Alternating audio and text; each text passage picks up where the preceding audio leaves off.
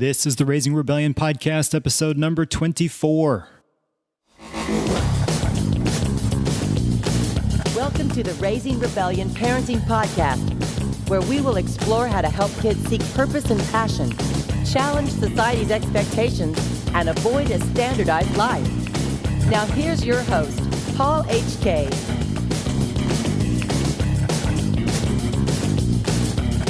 Hey, welcome to the Raising Rebellion podcast. I'm Paul, your host.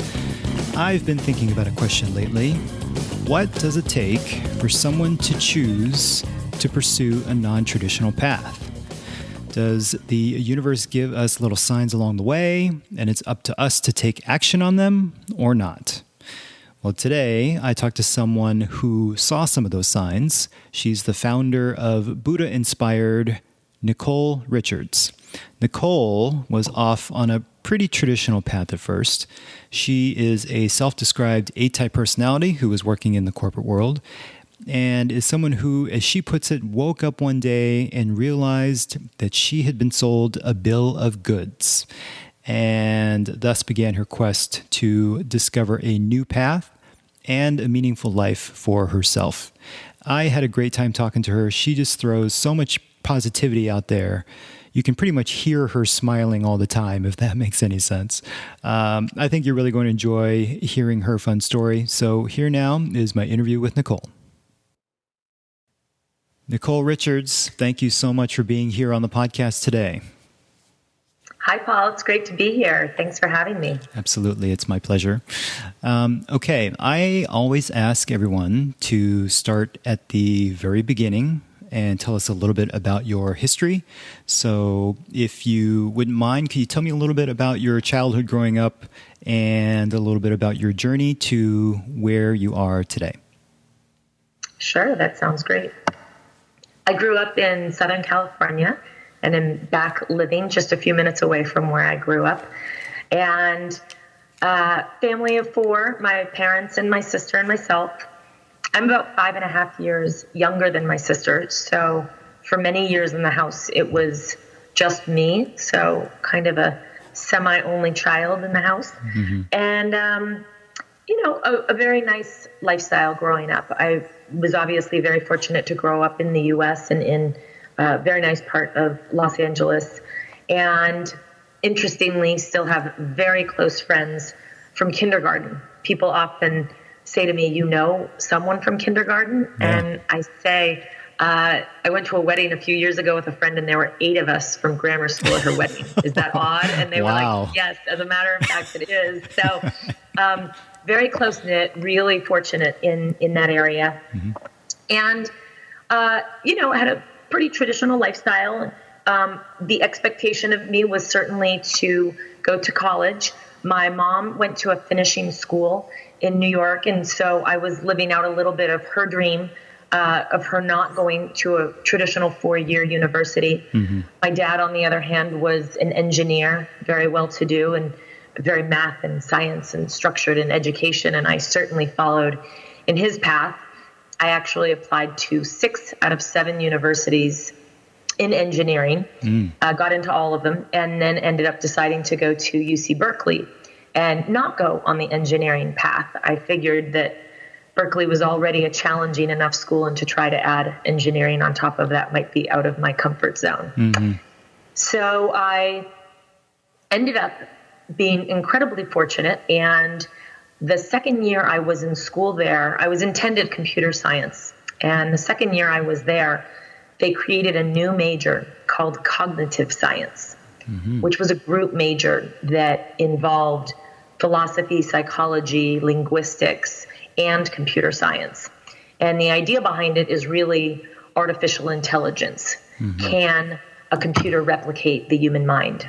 And I think that major has certainly influenced, and that idea has certainly influenced much of my life. Mm-hmm. It's one of those things. Steve Jobs has a great concept of not being able to connect the dots looking forward, only being able to look at them once you've strung together many experiences and look back. Right. And that certainly has been the case for me. I had my major of cognitive science. I went off on my merry way, and it's only in the last few years that I've really circled back and consciously come back to much more of a mind-body experience. And we can chat about that a little bit later. But just getting out of college, I wasn't sure what I wanted to do. And so I ended up doing temporary work initially. And I absolutely loved that. I was able to get to go into companies for a day, a week, a month, and just get a chance to see what the work life looked like without any long-term commitment. And it really provided an opportunity for me to almost interview these companies as much as they were potentially interviewing me. And one of my favorite ones was I worked at the Getty Conservation Institute, which takes the art from the Getty Museum and touches it up. And so I got to see these beautiful pieces of artwork going by me and hearing these artists and historians really discussing how to keep the perspective of this beautiful artwork and yet be able to do a little renovation to it and put it back in the museum. And so there were just so many experiences that were really unique in doing something like that. Very and cool. Yeah. And so then I, through the temping, I actually got a full-time position. I answered the phone for one of our bankers in an investment banking firm, and his last name is Mahmoudzadegan, and I pronounced it correctly when I answered the phone. And, you know, it's something small like that it wasn't a challenging job or anything like that, but I took the care in what I was doing, even for something that may not have been mentally challenging for me or something that I needed my 4-year degree for. It was just the pride I took in that work and in being respectful to others that landed me that job. And I was there for 4 years. I was an event planner. I did recruiting at many top Ivy League universities and other places.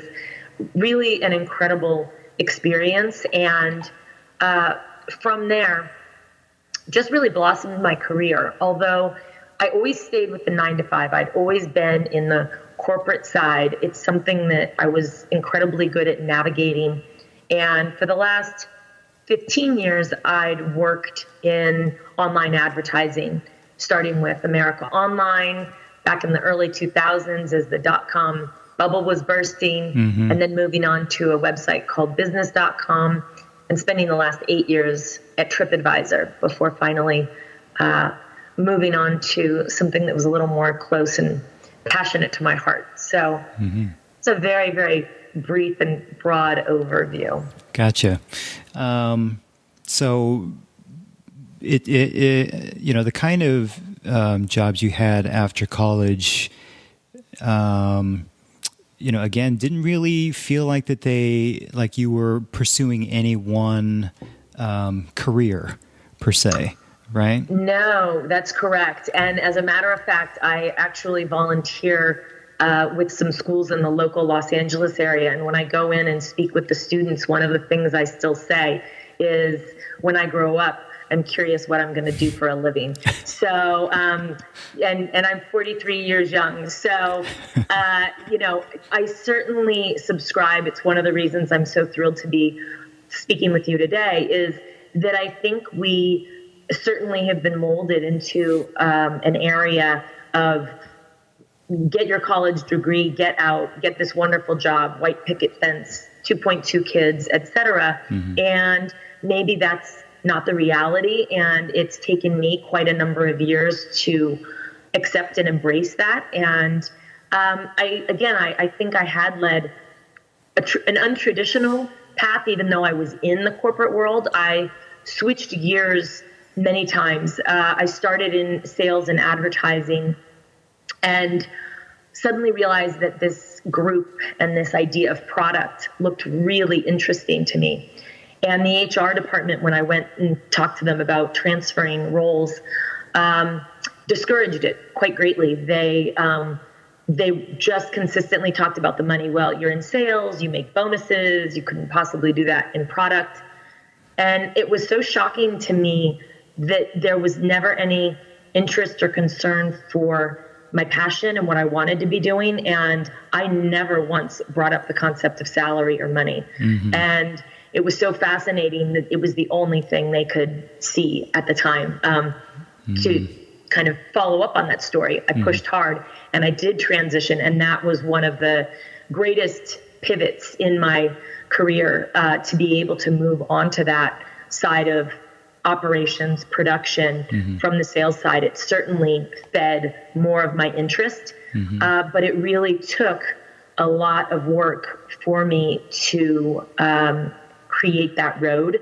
And I didn't necessarily feel supported when I was in that position. Yeah, that's kind of crazy when you really think about it. Although I do feel like maybe it's starting to turn a little bit. Companies are maybe putting a little bit more eye on, helping retain good people, and if that means helping them develop for themselves by moving from one position to another. I think they might be a little bit more willing to do that these days. I don't know. That's just kind of my sense. When I was at TripAdvisor the last few years, we certainly developed more programs and more check-ins with our team members about what their interests were, and created kind of sessions where they were able to sit and shadow other teams to get a feel for what those roles were. We also tried to work with team members to encourage them to take on side projects. So while it wasn't something that they would necessarily be compensated for, they were probably able to take a few hours out of their regular work week and kind of work on a side project. And that idea was to encourage them to really follow maybe something that wasn't in the core curriculum of their role, but was something that they felt passionate about. So I definitely believe that has started to move in the right direction. That's cool. That sounds very much like the program that Google at least used to have. I don't know if they still have that, where it's kind of mandatory for each employee to work on something that they're a passion project of their own, where they take a certain amount of time each week to do that. They usually get 20%. Yeah. 20%. It's a great concept. Yeah. So one day a week. Very cool. Very cool. Amazing. Well, I would have been very disappointed if you had said, well, TripAdvisor is this very strict by the book kind of corporation when they're all about travel, right? Okay, so I'm glad to hear that because I use that site all the time. Okay, good. Okay, so you had kind of gone through your journey trying out different things within the corporate world. I love the fact that you temped intentionally out of the gate so that you could get exposure to different kinds of jobs, different industries, different companies. I think that's a great idea. And I'm not sure that was intentional at the time. Reflecting back, it certainly was. And I think that's one of the fun things as well, is that we don't know what we don't know. So it was only once I was in the role, for lack of not knowing what to do, that I suddenly realized this is a great way to maybe not figure out what I want to do, but at least check off the things I don't want to do and get a little more clear on the stuff I'm good at. So it was incredible. Yeah. So do you think that could be a nice strategy for people? I would guess the gigantic majority of people coming right out of school don't know exactly what they want to do. Might that be a good strategy for graduates of, college graduates to come out and temp to go try different things? What do you think? I definitely think so. And, it's interesting because I don't know how much that world has changed today. A lot of the positions were very simple office-based tasks. And I think that one of the things that can be challenging is that if you've just wrapped up a 4-year college and you've got student loans and these potential expectations and pressures to do something, you may get a couple eyebrows raised on why this is your path. And so even before maybe graduating, there's a lot of different programs and schools that do internships or externships or utilizing the summer to be able to do different things. I certainly encourage short-term roles because it really gives you a flavor of where you might want to guide yourself and what path you may want to go down. Right. I don't know. Just when I was in college, I just never had that mindset. You know, I mean, in the summertime, I didn't, like maybe my junior year, sophomore year or something, I just decided I wanted to not go move back home and stay out. So I just kind of got a job in there sometime, but I never really had the perspective or thought to be pursuing things that I wanted to do because I wasn't really sure. You know? Yeah. It's a really good point. And so that's why, you know, after school, I think that jumping back into the temping, and these days, I just finished a book called The Gig Economy. And that certainly encourages folks to look at a non-traditional path. So it may not just be that temping would be what you do as the summer until you figure out what your permanent role is. It may be that 3, 4, 5, 6 contract freelance gigs is the way you set up your lifestyle for always. And getting supported by that, I think, from the healthcare perspective and other means, being on your own, there's certain things that are helpful to have, whether you create your own business name or understanding the legalities of it or how to save on your own if you don't have a set up 401k from a company. There's actually some resources out there today that are finally helping put that together. A lot of sites around digital nomads and folks that are doing their own thing so that people can try out different things or enjoy multiple avenues of interest that they have and make a living at the same time. Right. That's been on my list to read. I have not gotten to that one. You can borrow it from me. Excellent. Okay. So let's start to move past. You get to TripAdvisor is your last job. Is that correct? Okay. So you were at TripAdvisor, and in doing my research for this interview, I've been watching a lot of your videos online, and you know, you talked one time about how there was a little something that was bothering you to maybe step out and do something on your own, and you kept kind of pressing it down, and it just sort of kept coming back and maybe getting a little bigger and more pronounced, and it just wouldn't go away. Do you want to talk a little bit about what that was, you think? Like, was it just time for you was it like more of an entrepreneurial kind of thing? Or do you think it was you wanting to take a little bit more control over your own destiny kind of thing, or a combo? What do you think? I think it was a combo. For me, one of the biggest aha moments, I think, was love to all the people, my family, everyone who has supported me in life. And yet, I think I just woke up one day and realized that I had been sold a bill of goods and that I was living in this fantastical world of somebody else. It was almost like when you have to crush a child and tell them that Santa Claus isn't real, but everyone you know has been playing along. Like, if you really think about it, that's like, wow, really? And I think for me, that was the experience of, again, kind of going back to this, you get tracked, or many of us who grew up in a society, and how blessed are we to have grown up with the expectation of going to college. That's amazing. And not everyone even has that as an option on their radar. And so the fact that for me, that was certainly the track that I was put on, I am thankful. I absolutely feel incredibly grateful for that experience. And yet I just never bothered looking at what else was out there. And when I glanced, so many people around me were doing the 9-to-5 or the corporate or fill in the blank that I had no other resource to draw from. And that changed actually probably the little nuggets started around 2010. And this is kind of where I go back to college with cognitive science and the brain and the mind.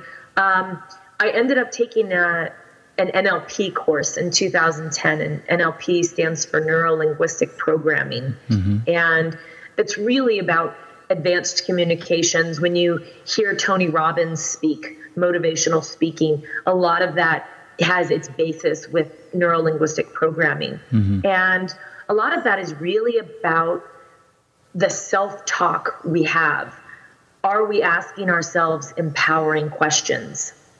How can I be even more motivated and efficient in my day today?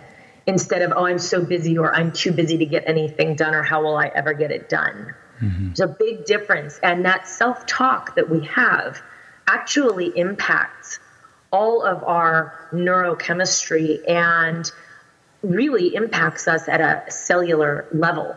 And so that began my journey of exploration of myself and the chemical composition of our body, and continued for a few years. And in 2013, I was living in Boston. I'd moved from California to Boston for my work. I'd been there for about 3 years. And the job that I had gone out for was being eliminated. I was helping eliminate it, as a matter of fact, because we'd acquired another company. And so I was able to stay on. I moved to a different team. And that was definitely one of the big triggers for me, where I never really owned up to the fact that I put a lot of my identity into my job, into my title. And I'm so much more than that. We all are. And it really came to a head at that point of, what do I want my life to look like? Not just accepting the next job title that was offered to me. What is it that I really want? For the first time, asking in a different way than I had up until that point. And so at that point, I took a vacation, and I went on a 1-week meditation retreat. And this was in beautiful Whistler in Canada. And it was an event through the Chopra Institute. And one of the teachers that was there and was on stage for a good majority of the week was an individual named David G. And fast forward to 2015, I got certified as a meditation teacher with David G. And I was still working full time, yet this passion and interest and self-exploration certainly had come to the forefront and definitely influenced some of the decisions that now create the life that I live today. Now, I love how you sort of took the time to self-reflect, and you realize that identity, sort of a loss of identity, and it being tied to, these external things like job and title. I think that's something that we all just sort of assume, and that's kind of how it goes. So I love that you realized that and found that. What do you think it was that drew you towards meditation, like taking that meditation retreat? Wow. I'm not, it might sound a little out there. Here we go. I'm not sure I found it. It found me. Truly, I was at my wit's end. I remember being in a hotel room in New York. I was working a lot of hours, and I knew that this closure of the one role was coming to an end in about 6 weeks. And I was looking at my computer screen and said, I need something. I need a vacation. Ideally, I want it to start on a Sunday. I don't want it to just be a vacation. I want it to be a retreat of some sort. I need to clear my mind. And this particular event came around, and how it ended up on my computer screen to this day, I have absolutely no clue. And what's even more funny is that one of the reasons I chose to go to this particular retreat was that I remember at the time thinking, this thing called meditation sounds a little woo-woo and out there. So I'm not quite sure about it. But Deepak Chopra is like a pretty well-known brand name. So if I go to this, it sounds okay because it's branded. And, it's so funny because even looking back in general, how many times was that a pattern in my life of taking a road because somebody else already stamped it and said it was okay. And I laugh a little bit about it now. Of course, I still fall into that trap, but I catch myself much more. And now I talk about and use meditation on a daily basis, and it never crosses my mind. And I certainly don't utilize his name to promote it anymore. Wonderful person in the industry, but it's not necessary for me anymore. It's just simply my path. Right. Well, maybe that was the step you needed to take in order to get you on your own path, right? Yes, absolutely. Right. Okay. So this sort of continued and it became more and more in the forefront for you. And I believe you started at one point blogging about it. Is that right? Yes. So somewhere in between the first retreat and before I got certified as a meditation teacher, I was incredibly fortunate. And again, I think these are all some of the beautiful signs, that concept of leaning in.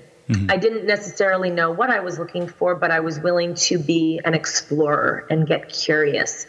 And similar to the retreat, I stumbled upon a website called Live Your Legend. And they were having an in-person, first time ever inaugural global meetup. And people were going to meet in their own particular city from all over the world at the exact same time, or at least on the same date, different time zones, obviously, and gather. And the idea was for people to really share their passion and their idea. And this was January 7th, 2014. So it was a cold, snowy night in Boston, and I dragged a friend of mine, and we couldn't believe we went. I think we went and had a cocktail before, and we're sitting at the bar debating, do we go to this thing? Do we not? I'm not sure about it. And we made our way over, and it was absolutely incredible because this was a room full of like-minded people at so many different points in their journey. Some people were already professional freelancers. Some people were exploring a passion that they absolutely were crystal clear on, but weren't sure how to take the next step. I was there and said, I have so many ideas. I'm in paralysis because I don't know where to start. So one of the girls, Alexis, looked across at me, and many people had said this to me before, but for some reason when she said it, it stuck. She said, just do something. And so I did. I started my blog that I'd already bought a URL for 3 months earlier, and actually came home and just started blogging. And what I found was that many of the blogs I wrote were around mindfulness and clarity and getting calm and choosing to be reflective, which was a fabulous eye-opener because it then dictated the site that is now my website called Buddha Inspired. And it was a totally different name back then. It had all sorts of different aspects. So I really did just need to start, because once I did, the results just crystallized themselves. I didn't even have to think about it. It was where I was naturally drawn. Right. Could we go back just a tiny bit for a moment? Would you mind, just in case people don't know what Live Your Legend is, would you mind give a little description about Live Your Legend? Yeah, and Live Your Legend and World Domination Summit, to me, both are very similar in the sense that they are communities of people who are like-minded, that have curiosity, adventure, service, knowing that there is something greater than the standard that culture has put together for us. It's really about honing in on that passion, that fire that's within you, that so many of us at some point along the way have pushed down and ignored, or felt like we were an outsider maybe. And really, it's just an incredible community of passionate, supportive people that know we all have an incredible gift and want to highlight that so that we can all raise the consciousness and elevate ourselves and others around us. Yeah, that's a great description. I have a hard time describing world domination, so I might steal that one from you because please do. Okay, good. Okay, so you just started, you just did it, and then it sort of became clearer and clearer as you kept going about what you needed to do and what changes you needed to make, and then you became certified. Right, to become an actual teacher, a meditation teacher. Okay. Mm-hmm. And then at what point did you finally say, you know what, I'm going to make the leap. I'm going to go off and try this thing on my own? That had been an idea starting in 2015 after I got certified. Mm-hmm. And I'm very grateful that I paused on making any quick decision. Mm-hmm. There was a lot going on in 2015, and I'm so thankful that I ended up staying through that time. Although I was creating the website and the blog posts and whatnot most evenings. So my day was 9 to 5 in the office and 7 p.m. to 11 p.m. or 1 a.m. if I was really feeling motivated, mm-hmm. doing this passion project. And it was burning me out, mm-hmm. understandably. So in late 2015, I guess, I signed up for a conference called Wisdom 2.0. And Wisdom 2.0 is an event that has a flagship conference every February in San Francisco. And it's a beautiful mix of mindfulness meets technology. So I'm working at an internet company and have a great passion for technology, how technology is used, how we can be using apps and other different things more for mindfulness, consciousness, all sorts of different things. It's certainly a tool we rely on in our daily lives. Mm-hmm. And the conscious, aware, awake concept all brought together with a group of incredible individuals at one place for a 3-day conference. And so that event that happened in February of 2016, I always consider my jumping off point. I think I'd signed up for that in August of 2015. And knowing it was coming, I somehow just kept thinking, that's the moment I'm going to make the transition. And then I continued doing a few other things, kind of going back to my style of going to the Chopra event and having that be branded. One of the things I realized for myself and for the comfort of others around me was that if I was to make a leap and leave the corporate world, the first question I would get from everybody is, what are you doing? Mm-hmm. And I didn't necessarily have a clear answer to that. Mm-hmm. So I made a clear answer. I ended up applying to a retreat center called Esalen Institute, which is in Big Sur in California, mm-hmm. and got accepted to their Work Scholar program, which is a month-long program where you, in exchange for work in the kitchen or in the gardens, some area on the property, you stay and live and have your housing and your meals, and also are learning and participating in the different programs that are at this retreat center. So I applied for that, and found out I was accepted. I think it was the week I was going to Wisdom 2.0. And when I arrived at Wisdom 2.0, the very first person I met in line at coffee was a teacher who does retreats at Esalen.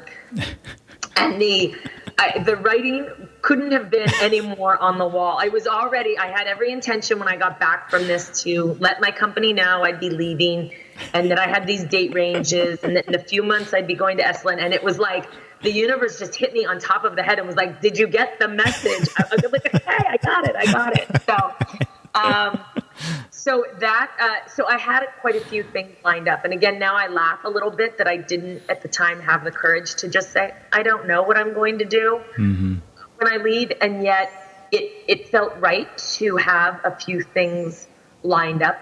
The other thing that I had lined up that also cosmically happened literally on my drive up to Wisdom 2.0 was that my meditation teacher, David G., created an invitation for a group of people to go to India in the fall of 2016.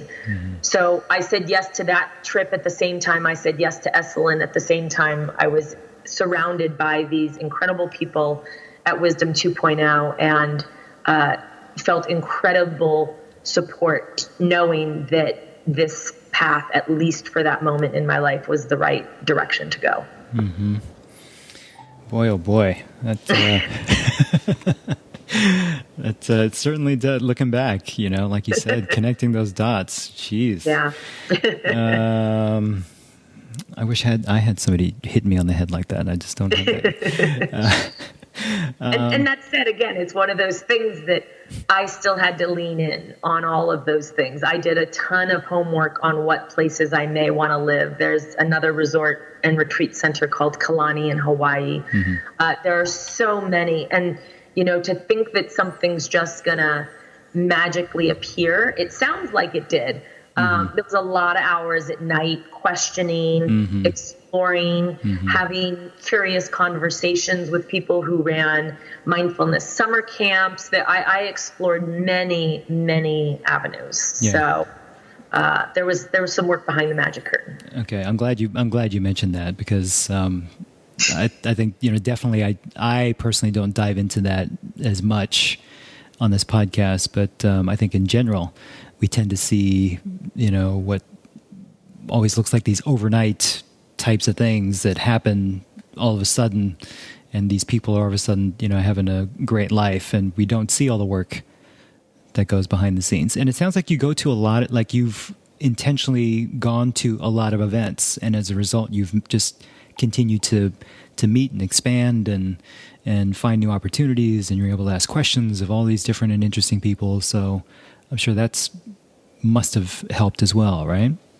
Absolutely. And I'm so fortunate that I have been able to go to so many of these events. I actually made some jokes that I think I overextended my aspects of retreat. So I'm taking a little hiatus from some retreats right now. But it's certain, because then you can get into a phase as well of, let's keep talking about all of these fabulous things and there's no action. Right. And so there's a balance between all of that. And I think the gift is that we put this pressure of time on ourselves, and we push. For me, I have always been someone that I consider in the traditional term a pretty type A personality. And it feels good to be swimming upstream. You feel like you're working hard, and society tells us to work hard because that's good. And so even though I'm not moving very far, if you're envisioning me in this lake or river and I'm swimming up against the current, I'm getting somewhere. I'm moving very slow, but it's hard work and I'm pushing. It feels accomplishing. And what I've really learned is that when you turn around and you ebb and flow and go with the water, it's kind of freaky. It's very unknown. It's a little topsy-turvy. And yet the most incredible things happen when we let go. And I certainly am not on the whitewater rapids with my hands up in the air screaming at all times. There are many times when I still turn around and I'm like, work hard. And then I'm like, oh, this is a lot of work. Why don't I just turn around and ease my way down? And so it's an ebb and flow.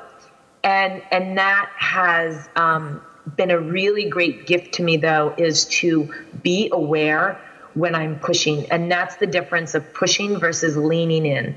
Leaning in is taking action. It's not just putting your hands up in the air and flying down the river. It's being curious as you're going down. It's looking around. It's having a bit of a focus and attempting to guide yourself.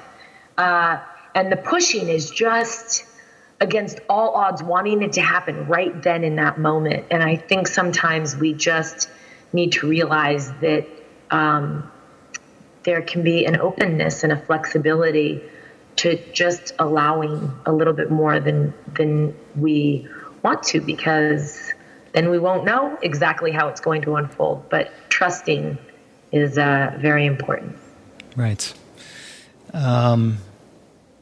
Okay, let's talk a little bit about Buddha Inspired, which is your company, if we could. Yes. So I know recently you just had your 1-year anniversary, right? Yes. Of having left your corporate job and exploring out into this new wild, wild west of entrepreneurship, right? Yes. Okay, can you tell me a little bit about that year? How has that first year been? Tell me some details about it. So I had gifted myself 6 months to really play and enjoy and be curious and explore. And that really took me from April, when I moved back from the East Coast back to the West Coast. In May, I was living up at Esalen. And then it was the summertime, and I just was enjoying time with friends and family and traveling a bit. Into September, when I went to India, I actually traveled there for a month. I was solo for the first 2.5 weeks of the trip before meeting up with our group for the last 10 days. And so all of that time was magical and amazing. I really wasn't sure that I would be able to slip so easily into a little more freedom and enjoyment, going and getting juice in the morning after I meditated and doing a workout. It was quite leisurely and lovely.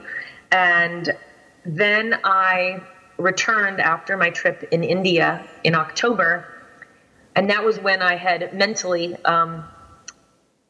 wrapped up my gift giving to myself, I guess, of playtime. And it was really, okay, let's explore what this is. What is the offering that I can bring to the world? And I really still didn't have clarity on it. And I think this goes back to the pulling and the leaning in. I really struggled and questioned a lot about whether this was the right decision. I had a couple different interviews to explore going back into the corporate world.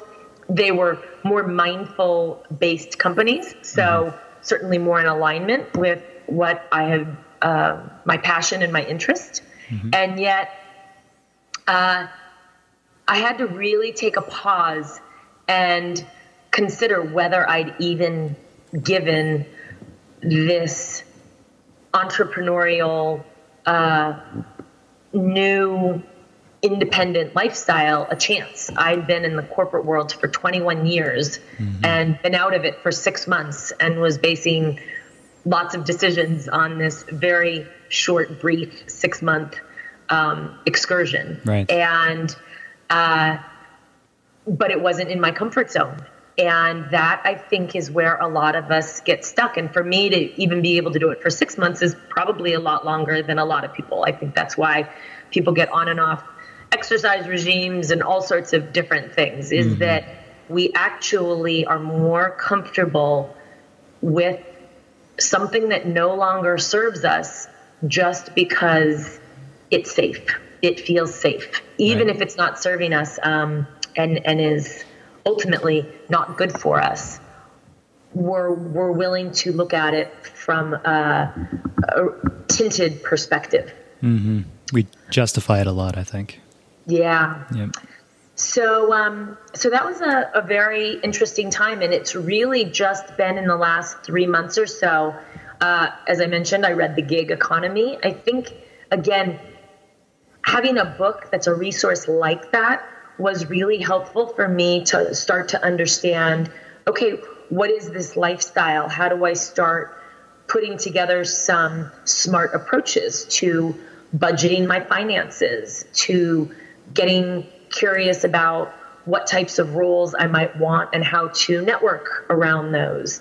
And the last couple months has been absolutely incredible for me to let go and, again, trust. I think there's a couple themes that are coming up here, that even though I'm not sure how this exactly will unfold, that I'm on the right path, at least for now, and that I'm giving myself that expansive time and space to really sink into this. Again, I'm just at the 1 year mark compared to 21 years of something that I've known. And so when, for me, I'm an expert skier, and I went and tried snowboarding, and I'm looking at all my friends at the top of the mountain, and I'm down on a run called Sesame Street at the very bottom.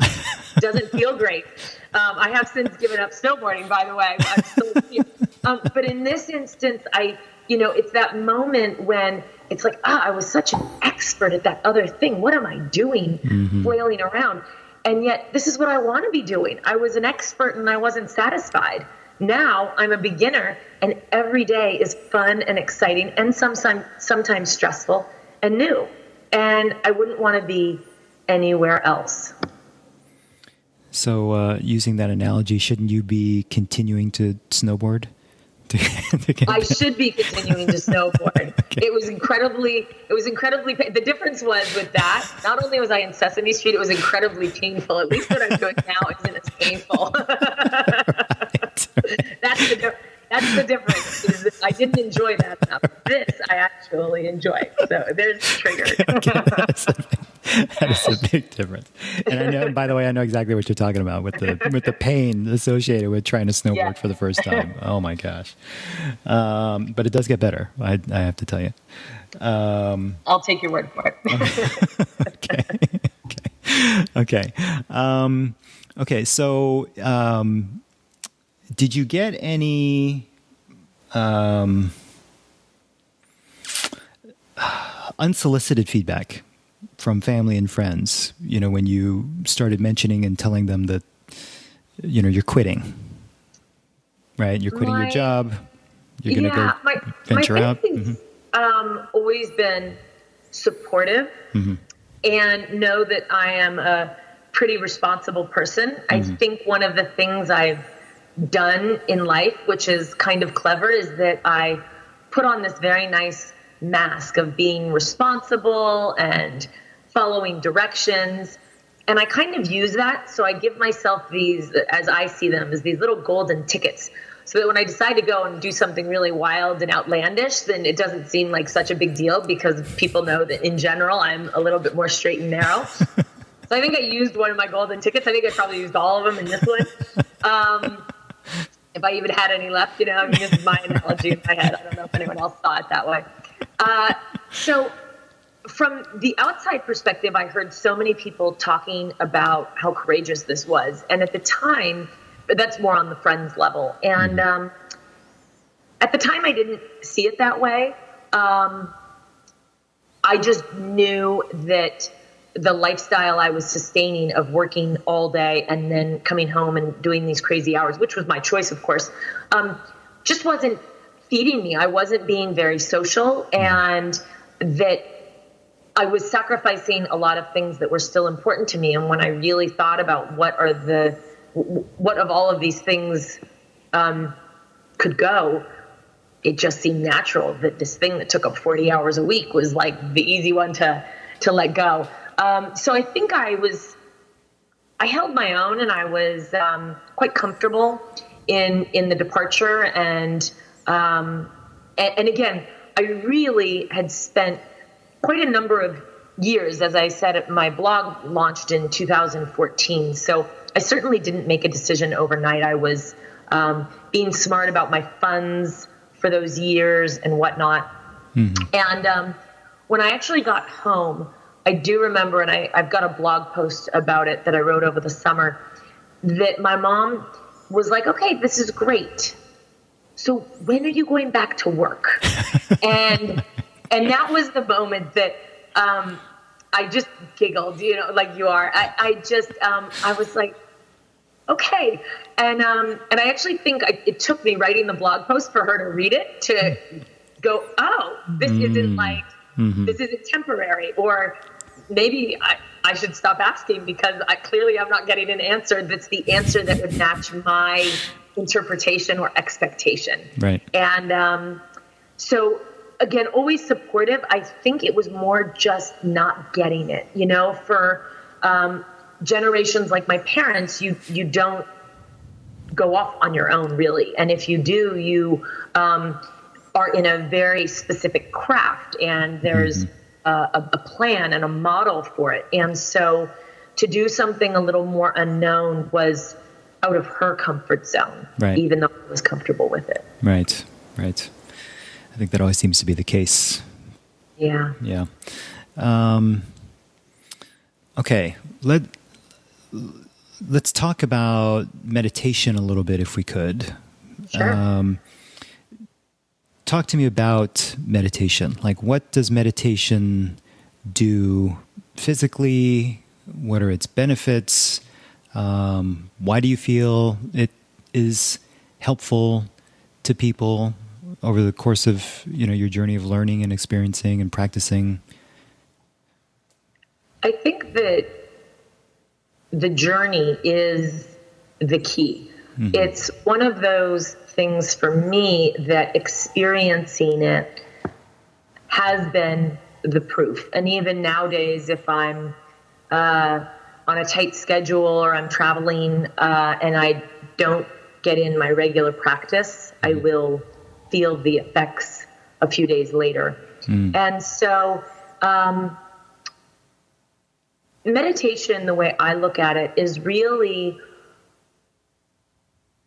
working out your brain or your mind or your internal intellectual properties, just the same way you would go to the gym and lift weights.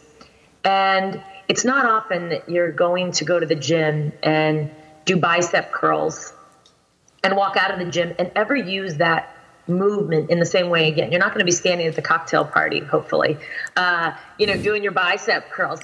The activity that happens in the gym is for muscle building so that if you had to go lift a heavy suitcase or boxes or fill in the blank, that you have toned that muscle and have introduced it to understanding how to fire and how to work in an efficient way.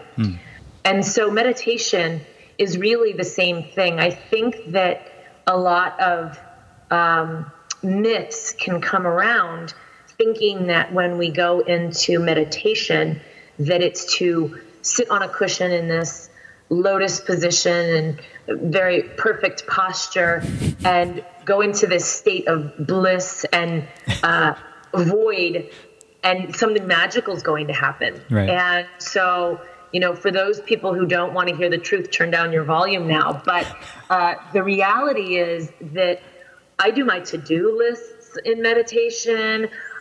Thoughts come and go. Probably the best piece of information I got at the Chopra retreat during the 7 days I was there was the fact that Deepak Chopra has thoughts during meditation. Mm-hmm. And it shocked me because I thought he's this fill in the blank, enlightened being, put on a pedestal, etc. Mm-hmm. We're all human. We are, to me, humans, spiritual beings having a human experience. And in this human experience, we have thoughts. We have 60 to 80,000 thoughts a day. They're coming one every 1.2 seconds. And we're not going to stop them. what we might be able to do with meditation is slow them down. Mm-hmm. And most importantly, we can often let them, one of the analogies is to float by like clouds. And in doing so, not give them so much power. Because often when a thought comes, we focus on it, it triggers us, we get emotional with it, we go into a story, our mind is incredible. It can put us somewhere that is not reality. And we may think that's not a big deal, but again, this goes back to the NLP I was mentioning earlier. Our body doesn't necessarily know the difference between reality and fiction, and it is at a cellular level all the time making changes. And so when we're choosing to sit in a quiet space and create a little more calm around us, from a scientific perspective, we actually can shrink our amygdala. And our amygdala is that part of the brain that's our fight or flight syndrome.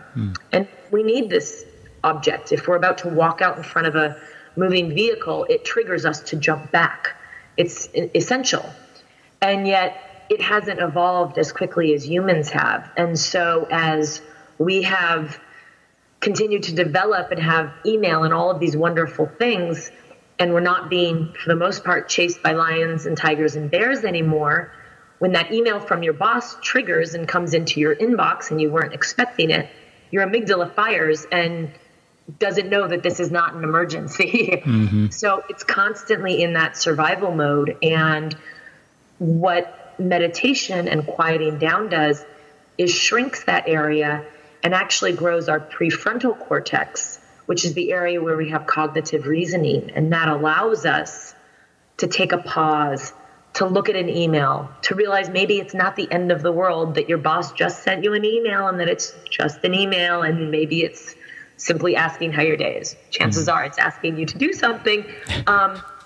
But, it just gives you the ability to create a little more perspective. And I think that's why, for me, it's been so intriguing. And again, to circle all the way back to cognitive science when I was in college, all about the mind, it's absolutely incredible. I really never paid attention to all of these things that are going on in our mind. And so for me, even though there's the spiritual, or can be a spiritual aspect to meditation, for me, I love the science of it. I love the fact that I'm carrying around this case with my heart and my stomach and my mind and my arms and legs. And wouldn't I want to know how this thing that I'm carrying around all the time works? And so for me, that's really been a big part of the intrigue. Very cool. I watched several of your videos, and they're all just very calming, truthful. You always provide such a great perspective. They have a wonderful vibe to them. It's, they're actually really nice to watch in the middle of, the craziness of a day. It's actually very calming. You had a couple of videos recently, and it was a two-parter that was called Raw and Vulnerable, I believe. Yes. And you were talking about, I thought these were really interesting. You were talking about, you were referring to makeup, or actually, not wearing makeup for your video, and how you were feeling a little bit more vulnerable about it. But you also used it, I thought, beautifully as an analogy to sort of letting down your guard and allowing yourself to be more raw and vulnerable in your life. Can you talk a little bit about that? Sure. I think in general, we all wear masks.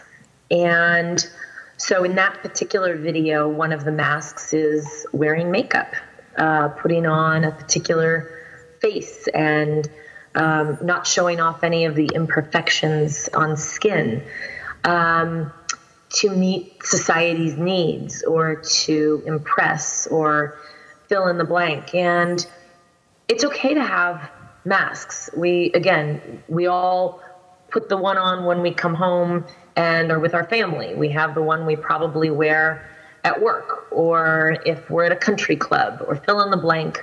The key is being authentic in any of those moments.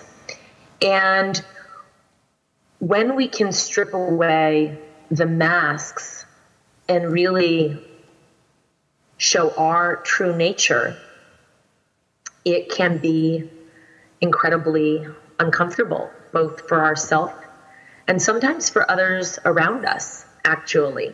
Society invites us to play along with others in this norm. And, even for me, in taking this step aside and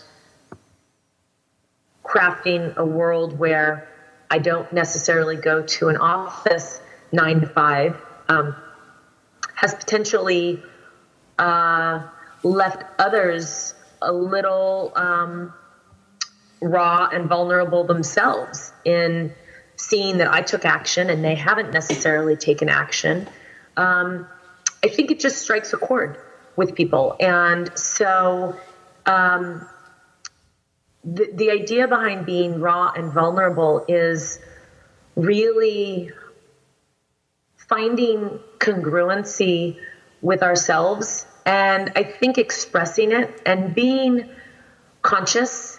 Anyone can express anything they want in life. The question is, can you do it respectfully and tastefully and still be cognizant of others around you and their needs and desires? And it's a fine line, because I think so many times in our culture, we are used to not going against the grain. And so when we're willing to step out a little bit, it can be awkward for ourselves and for others. And so it's it's a path that we walk gently and gingerly. Yep. And I love that you sort of put yourself out there as an example to help others do the same. I thought that was really great. Okay, let's maybe start to head down the path of wrapping it up. I don't want to take up too much of your time. Can you tell me what you enjoy most about your practice, and maybe what you enjoy most about your life in general right now? What I enjoy most about my practice is the simplicity of it.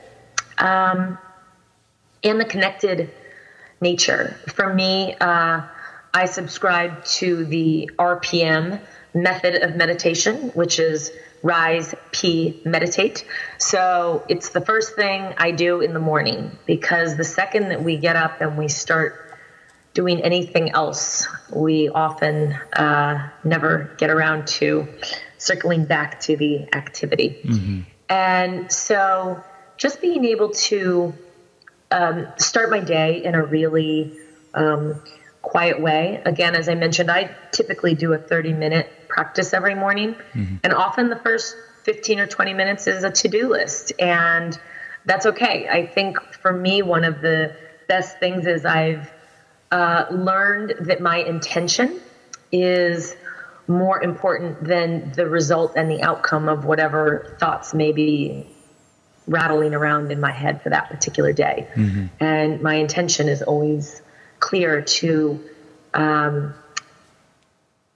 just start off with a little more centeredness and provide that to others throughout the day. If I can do that, then I can be a little bit more calm, and maybe I'm a little nicer to the checkout person at a coffee shop or at the supermarket. And passing that along for the day, I think, is important.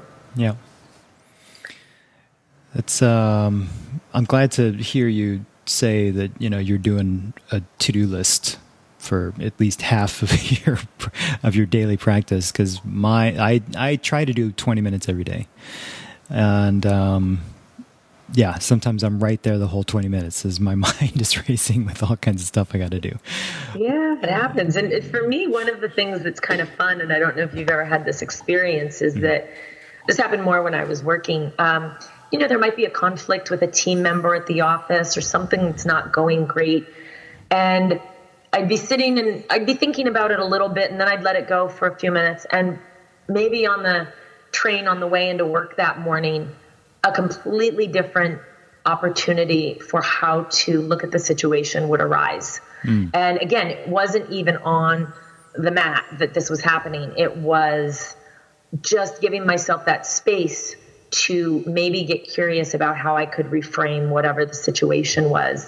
And so that's just one of the things that there's a great quote that if you don't have time to meditate, then you should be meditating double the amount of time, because it's we always have a reason why not to. And my invitation would be that even if it's a simple 2-minute gratitude exercise in the morning, most of us hit the snooze button for 9 minutes anyway.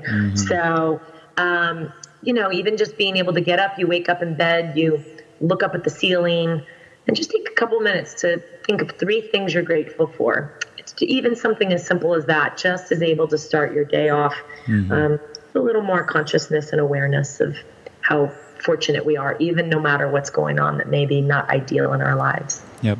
I love it. It's all about perspective. Yeah. Okay. So great talking with you. Let me ask you one final question, if I could. Sure. This is the same last question that I ask of all my guests. On the podcast, I explore how we as parents can raise rebel children, where we're helping give kids perspective on what's possible outside of the status quo as early as possible, to sort of help them seek out more meaningful lives and to get that started a lot sooner rather than later. What advice can you give to parents who might be listening on how to become a successful rebel in life?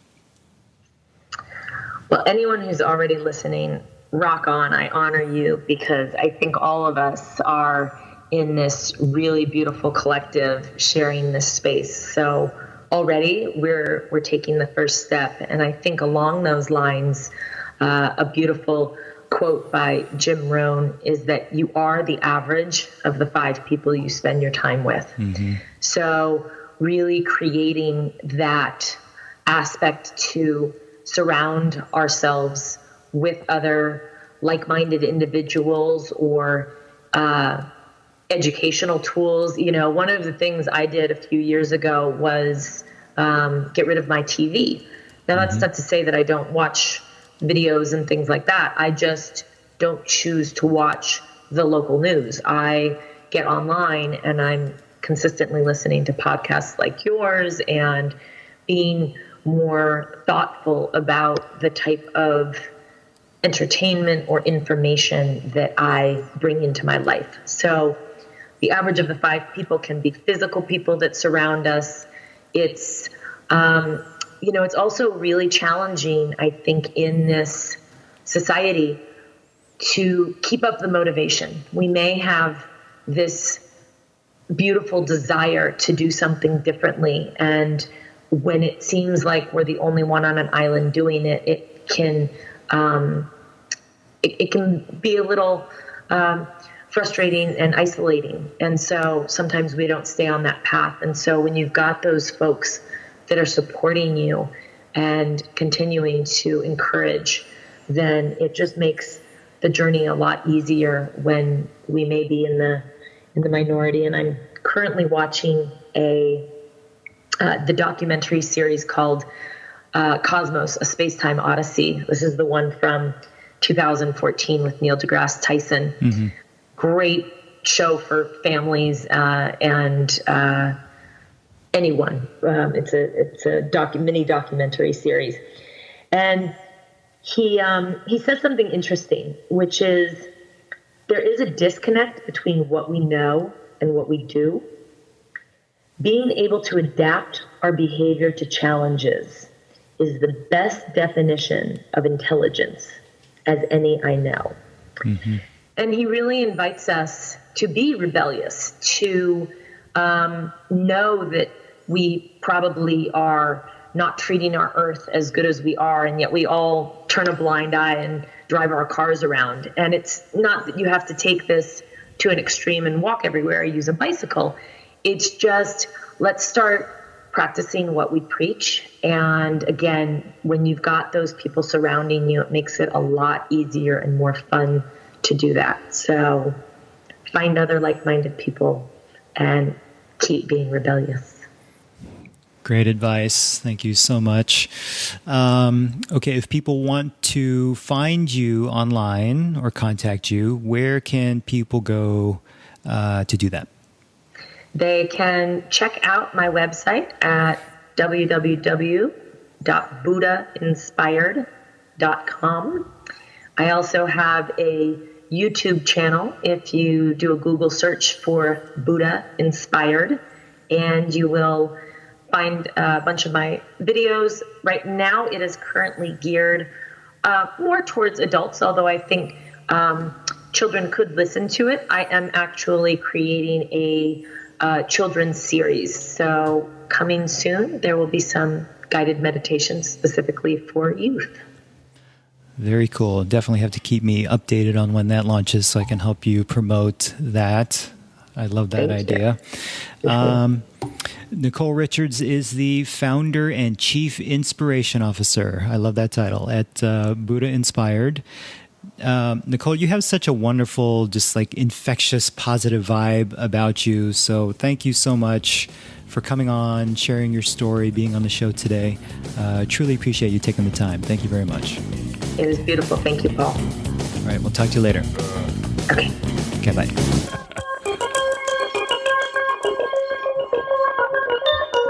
By sharing these stories, my hope is that it provides you with information and perhaps some motivation to help you with your family's journey to raise your kids to take ownership in their future and to be courageous in living the lives that they want to live. The show notes for today's episode are over at raisingrebellion.com. And if you're enjoying the show, I'd of course appreciate it if you help spread the word or left a review over at iTunes to help others find the show as well. Very grateful as always for you being here, and until next time, go Rebs.